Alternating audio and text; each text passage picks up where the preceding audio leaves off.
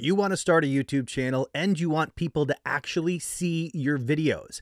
In this video, I'm going to walk you through the process of getting that ball rolling, including how to get to your first 100 subscribers. There's some stuff you need to do behind the scenes on your YouTube channel to get everything up and moving. I'm going to cover that. Plus, I'm going to tell you exactly what you need to focus on to work towards those 100 subscribers. Content here on Creator Fundamentals is made possible by our sponsors. Today's video is sponsored by Soundstripe. Soundstripe offers thousands of high-quality audio tracks to take your content to the next level. And now Soundstripe has leveled up their service once again. Introducing Soundstripe Video. Soundstripe Video offers over 70,000 HD, 4K, and even 5K video clips to take your content to the next level. And with the introduction of video, Soundstripe now offers music, sound effects, and videos on one convenient platform. And with their curated video playlists, you're now able to find exactly what you're looking for in far less time. And for a limited time, you can use the promo code CreatorCrew to save 20% off your subscription.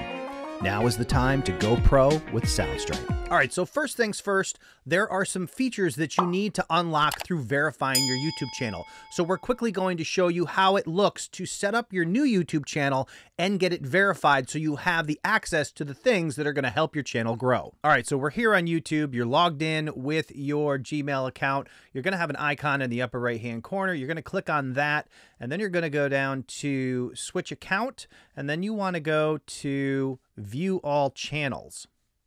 Now, if you don't have any channels, nothing's going to show up here, but what we're trying to get to is the Create a Channel button. This is going to give you the opportunity to create a brand new channel, and we will call this Brand New Channel.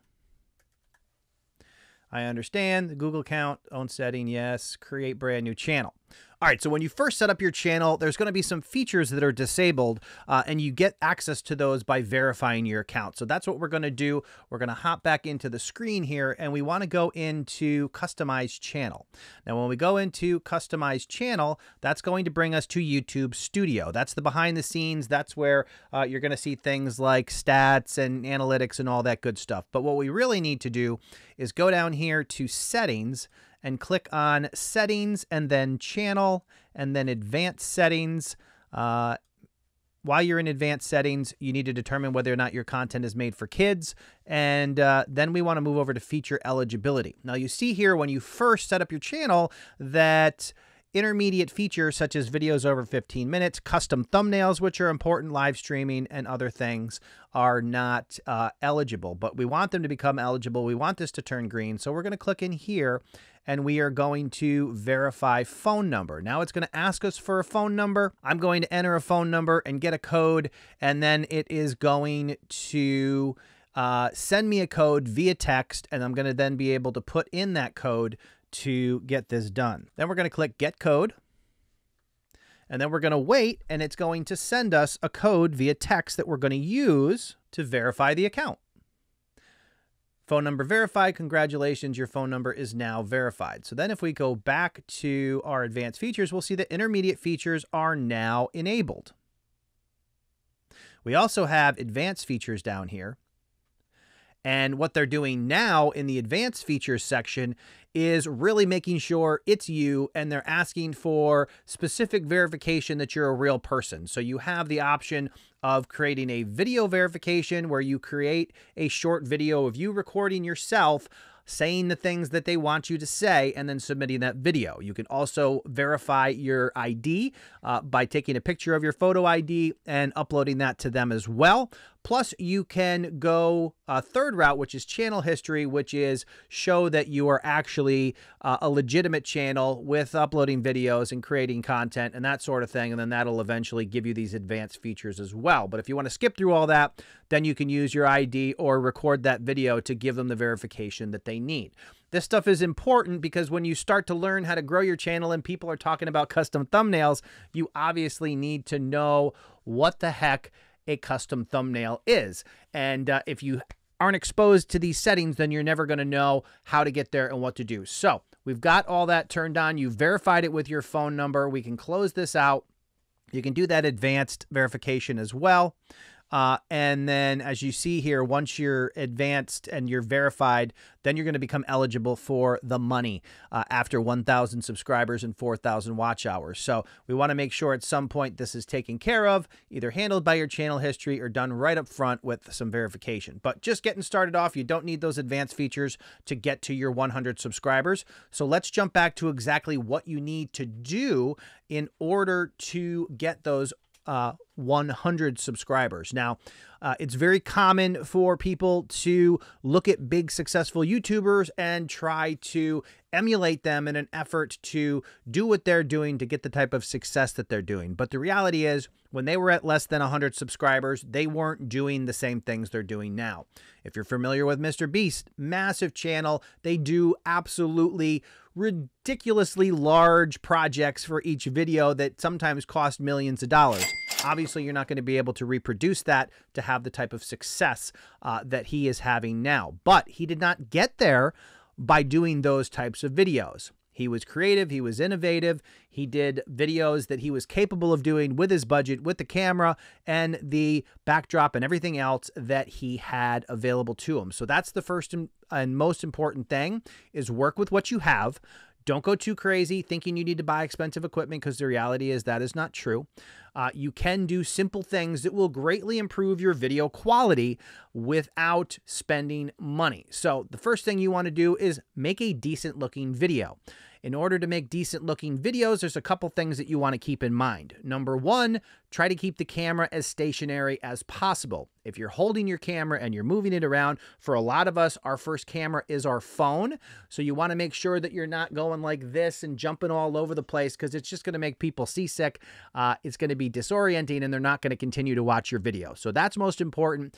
Try to have a stationary video. The next thing you want to consider is the audio. Where are you recording your video? How good is the sound on your phone, for example? Some phones are better than others. Some environments are better than others. So you want to make sure that you minimize the background noise as much as possible. You don't want to be out near a busy highway. If you have dogs barking or kids crying or anything else, you want to try to do your best to find the most quiet place to record videos. You're not going to be trying to digitally improve your audio every time you make a video on your phone. So you want to minimize those environmental impacts as much as possible every time you make a video. One of the ways you can do this is try to carve out a designated spot to record your videos. Maybe it's your bedroom, maybe it's a closet with a light in it. It doesn't matter, as long as it's quiet and it's a place that you can always turn to make your videos. Now, that said, a lot of people started out making videos in their bedrooms and the background is just a bunch of clothes thrown on the floor and everything is a mess. The bed's unmade and it just generally looks messy. Now, you can certainly go that route, but if you can improve the backdrop of your videos, that's also going to improve the look, feel, and the way people receive your content. So maybe you make that bed, or maybe you just find a solid wall that you can put behind you in order to make it look a little clean, a little tidy, make it look like you know what you're doing, and you can put out a quality video. Other thing is lighting. You want to make sure that your lighting is sufficient. Obviously, as you continue to develop, you may at some point be able to buy light specific, but if you simply stand in front of a window, an open window with daylight, and you hold your phone out like this, you're going to be able to make a video with your face lit up. It's going to look good. Again, if you can make that camera stationary, maybe you set it on a stack of books, maybe you buy a cheap tripod. Either way, those things are going to go a long distance in helping people watch one video and say, yeah, I'd like to watch more of these videos. I like this person. The biggest goal with your quality is that it does not interfere with the message or the content that you're actually making. It does not have to be world-class 4K pristine video suitable for the big screen. That is a farce. It is not true. You don't have to continue to, I'm at 8K now. Look at this video. You can, see my pores. All of that stuff, it really has diminishing returns. But what's most important is that the quality of your content does not distract from the message that you're sharing with people. Now, to that end, have an idea about what you're going to make your videos about. Don't just turn on the video and babble and then upload. Have a plan, have a topic that you want to discuss. It doesn't have to be super laid out with bullet points or a script, but generally know what you're talking about, why you want to share it, and keep in mind what you're going to, title it as and what you're going to put on the thumbnail in order to get people to want to watch it. If you think about the video ahead of time and think of it in terms of what's the title of this video going to be, what's the imagery that I want to share with people that's going to make people watch this, it really helps you to plan out the video before you ever click record. So we have a general idea now of what your content is going to look like, how you can make better content, but how do you get to that 100 subscribers? For everybody, that number comes at a different pace. You can have one video take off and get that number overnight, and you never know which video it's going to be, and you don't want to stop making videos because that next video could be the one. Other channels will have multiple videos that add a couple subscribers over time. Together, they add up to 100 subscribers, and that is certainly a way to get there as well. But the most important thing is to focus on that which you are able to control. You cannot control who subscribes to your channel.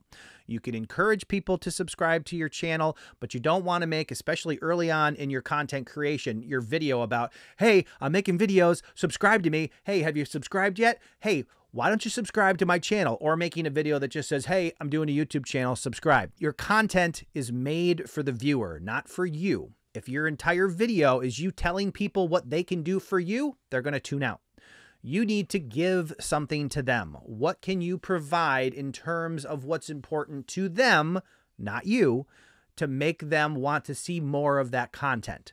Whether that's entertainment, whether that's information or education, all of those things contribute to that ultimate end goal that you want, which is for them to reciprocate and actually subscribe to your channel. But you can't think in terms of me, how do I get 100 subscribers? It's how do I provide value such that 100 people will want to subscribe for more of that value.